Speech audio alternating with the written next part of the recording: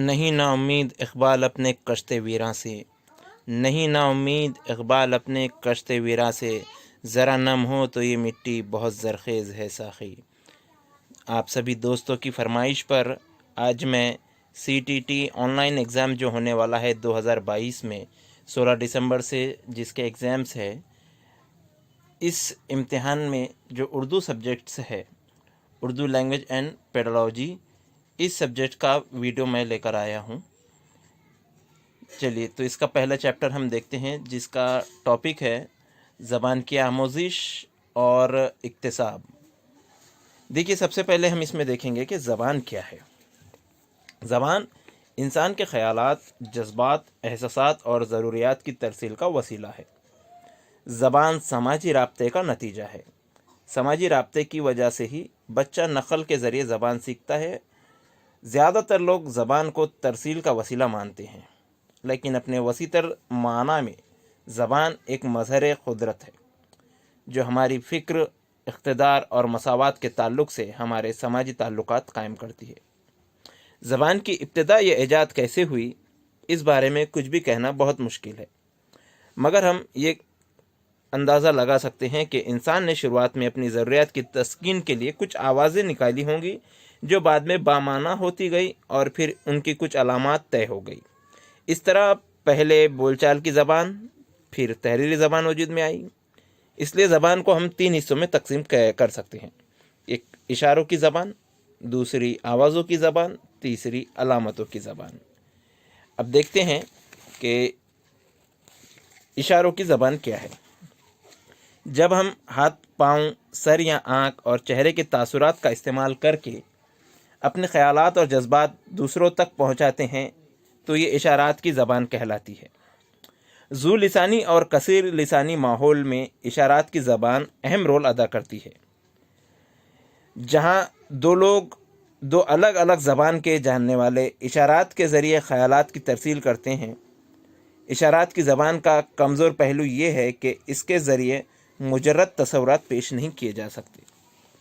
دوسرے، اس زبان میں تنوع کی گنجائش بہت کم ہوتی ہے، جبکہ آوازوں کی زبان میں ہر جملے میں الفاظ کے معنی بدلتے رہتے ہیں۔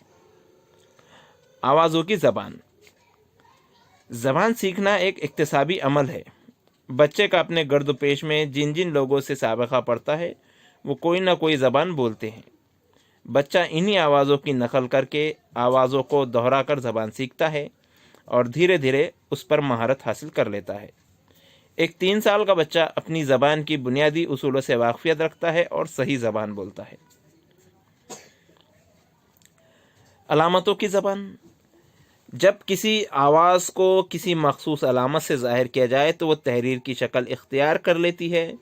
تحریری شکل زبان کی ایک مستقل شکل ہے، لیکن جب تک ان علامات کو پکارا نہ جائے یہ بے جان ہے۔ اس طرح تحریری زبان آوازوں کے بغیر ادھوری ہے۔ دیکھتے ہیں کہ زبان کی آموزش اور اکتساب میں جو اگلا ٹاپک ہے ہمارا، وہ ہے بولی اور زبان۔ بولی اور زبان کے مقابلے ایک چھوٹے علاقے یا کسی مخصوص گروہ کے درمیان بولی جاتی ہے۔ اس کی کوئی تحریری شکل نہیں ہوتی بولی کی، اس کی کوئی منظم شکل اور ضوابط بھی نہیں ہوتے، اور اس میں اکثر تبدیلیاں آتی رہتی ہے۔ جیسا کہ قبائلی برادری کی بولیاں ہم جانتے ہیں، ان سے ہم واقف ہیں۔ دوسری جانب زبان ایک وسیع تر نظریہ ہے۔ زبان کے متعینہ اصول و ضوابط ہوتے ہیں، اس کی ایک معیاری تحریر اور زبانی شکل ہوتی ہے، اس کا بولا جانے والا حلقہ بھی وسیع تر ہوتا ہے، عموماً مستقل فطرت کی ہوتی ہے۔ اب دیکھتے ہیں مادری زبان۔ مادری زبان سے مراد بچے کے گھر، خاندان اور آس پڑوس میں بولی جانے والی زبان سے ہوتا ہے۔ یہ وہ زبان ہوتی ہے جسے بچہ اپنے گرد و پیش سے فطری طور پر حاصل کرتا ہے۔ اسکولی تعلیم کی شروعات سے قبل ہی بچہ اپنی مادری زبان کی پیچیدگیوں، باریکیوں اور تشکیل کو اپنے اندر جذب کر لیتا ہے اور مکمل لسانی صلاحیت رکھتا ہے۔ اور کئی بار تو بچے اسکول آنے سے قبل ہی ایک سے زیادہ زبانیں بھی بولنا اور سمجھنا سیکھ لیتے ہیں، لیکن کم از کم ایک زبان تو صحیح بولتے اور اس کا مناسب استعمال کرتے ہیں۔ زبان بچے کے لیے ایک ذخیرہ معلومات کا کام بھی کرتی ہے۔ اس زبان کے وسیلے سے بچے اور دیگر افراد کے تجربات محفوظ رکھتا ہے۔ اس طرح انسانی فکر اور شناخت کا زبان سے گہرا تعلق ہے۔ ماہرین نفسیات ذریعہ تعلیم خصوصی پرائمری سطح پر مادری زبان میں ہی ہونے کی حمایت کرتے ہیں، اور ہم ہیں کہ اپنے بچوں کو انگلش میڈیم، مراٹھی میڈیم کی طرف ڈال کر سمجھتے ہیں کہ ہم اپنے بچوں کا مستقبل سنوار رہے ہیں، اور اس کے نتائج آئندہ آنے والے سالوں میں ہمارے سامنے ہوں گے ہی، کہ مادری زبان سے پرائمری تعلیم نہ دیتے ہوئے دیگر زبان سے پرائمری تعلیم دے کر ہم نے اپنے بچے کے لیے سہولت فراہم کی یا اس کے اوپر ظلم کیا۔ مادری زبان کو نظر انداز کرنا یا تعلیم میں اس کے خاتمے کی کوشش بچے کی شخصیت میں مداخلت کی مانند ہے۔ یہی وہ وسیلہ ہے جس سے بچہ اپنے آپ کو باہری دنیا سے مربوط کر پاتا ہے، اور اسے فطری طور پر نشو و نما کے مواقع حاصل ہوتے ہیں۔ اس لیے ضروری ہے کہ اسکول میں تدریس سے زبان سے قبل بچے کی فطری لسانی صلاحیت کی شناخت کی جائے، اور زبان کی نشو و نما کی صلاحیت اسی بنیاد پر ہو۔ آر ٹی ایکٹ 2009 کے بارے میں دیکھیں کہ 1 اپریل 2010 سے آر ٹی ایکٹ نافذ ہوا، اور 1 اپریل 2010 سے نافذ العمل بچوں کا مفت اور لازمی تعلیم کا قانون آر ٹی ای ایکٹ 2009 کے مطابق جہاں تک ممکن ہو بچے کی ابتدائی تعلیم اس کی مادری زبان میں ہی ہونی چاہیے۔ اسی طرح ہندوستانی آئین کا آرٹیکل 350A بچوں کو ان کی مادری زبان میں تعلیم حاصل کرنے کا حق دیتا ہے۔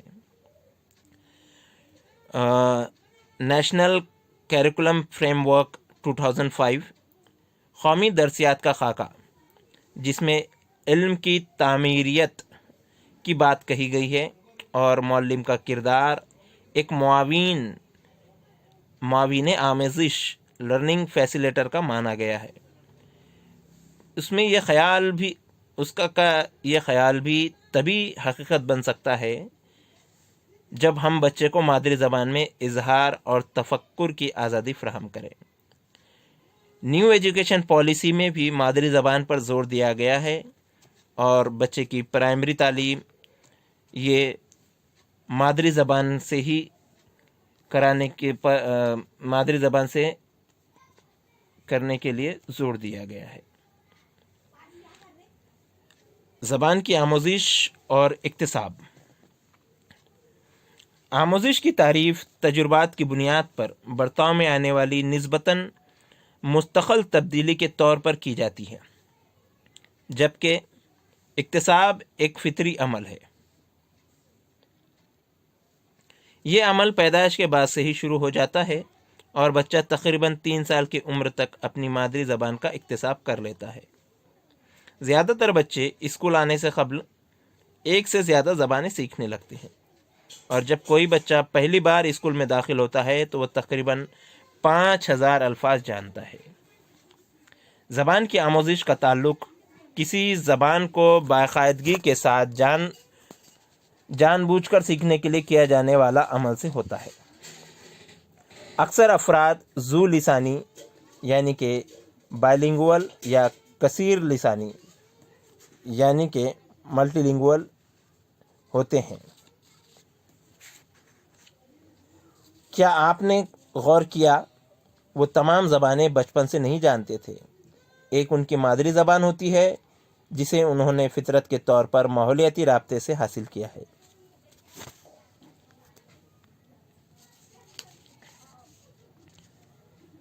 جبکہ دیگر زبانوں کو باقاعدگی کے ساتھ رسمی طور پر سیکھا ہے۔ مادری زبان باقاعدگی سے نہیں سیکھی جاتی۔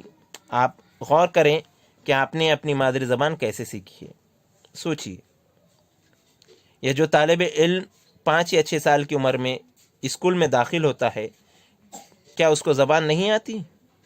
یقیناً اس کو اس کی مادری زبان کی نوعیت اور جملوں کی تشکیل کا پورا علم ہوتا ہے، لیکن یہ تمام چیزیں اس نے رسمی طور پر نہیں سیکھی، بلکہ ان کا اکتساب ہوا ہے۔ پیدائش کے بعد سے ہی بچے کا سابقہ مختلف افراد سے ہوتا ہے جن کی وہ تقلید یا نقل کرتا ہے۔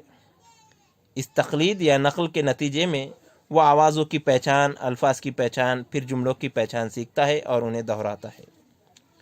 دھیرے دھیرے وہ زبان پر عبوریت حاصل کر لیتا ہے۔ اس عمل کو زبان کا اکتساب کہتے ہیں۔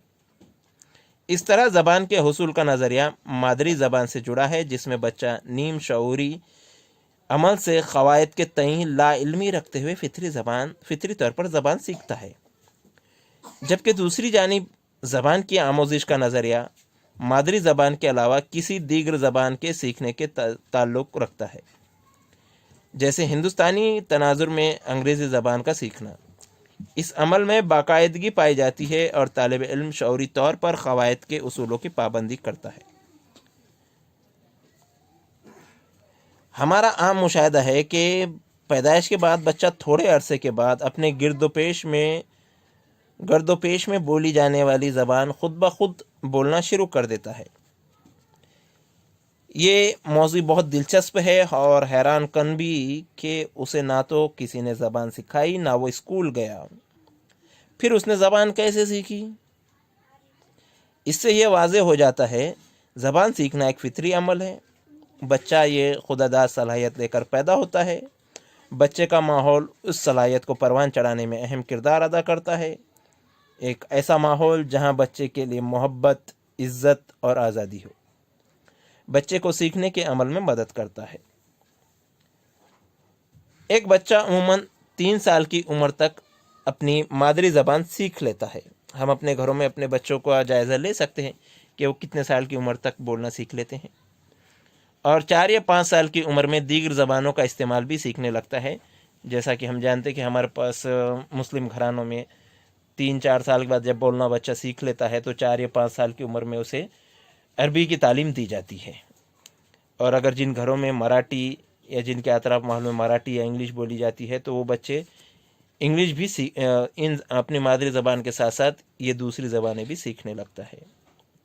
یہ بات کافی حیران کن ہے اور اس پر مختلف ماہر نفسیات و لسانیات نے اپنے الگ الگ دلائل و تصورات پیش کیے ہیں۔ آئیے ہم ان دلائل اور تصورات کو دیکھ لیتے ہیں۔ پاولو اور اسکینر جیسے ماہر کرداریت یعنی کہ بیہیویئرسٹ کے مطابق زبان کا سیکھنا محرک اور جواب ریسپانس کے درمیان تعلق سے ہے، جو کہ مشق، نقل اور رٹنے سے حاصل ہوتا ہے۔ نوم چومسکی کے مطابق بچے میں زبان کی صلاحیت پیدائشی ہوتی ہے۔ دنیا میں آنے والا ہر بچہ اپنے ساتھ دماغ میں ایک خاص عضو لے کر آتا ہے جسے لینگویج ایکویشن ڈیوائس کہتے ہیں۔ زبان سیکھنے کے بنیادی اصول اور اجزاء بچے میں پیدائشی طور پر موجود ہوتے ہیں۔ پیدائش کے بعد جب بچہ اپنے ماحول میں بولی جانے والی زبان سنتا ہے تو اس کے زبان سیکھنے کی فطری صلاحیت متحرک ہو جاتی ہے، اور کچھ عرصے میں بچے کا دماغ بولی جانے والی زبان کی پیچیدگی اور ساخت کو سمجھنے لگتا ہے اور بچہ زبان بولنا شروع کر دیتا ہے۔ ان کا کہنا ہے کہ زبان کا فطری سافٹ ویئر پیدائش سے قبل ہی بچے کے دماغ میں موجود ہے، جسے انہوں نے یونیورسل گرامر کہا ہے۔ جو زبان بچے کے جینز میں پوشیدہ ہوتی ہے اسے انٹ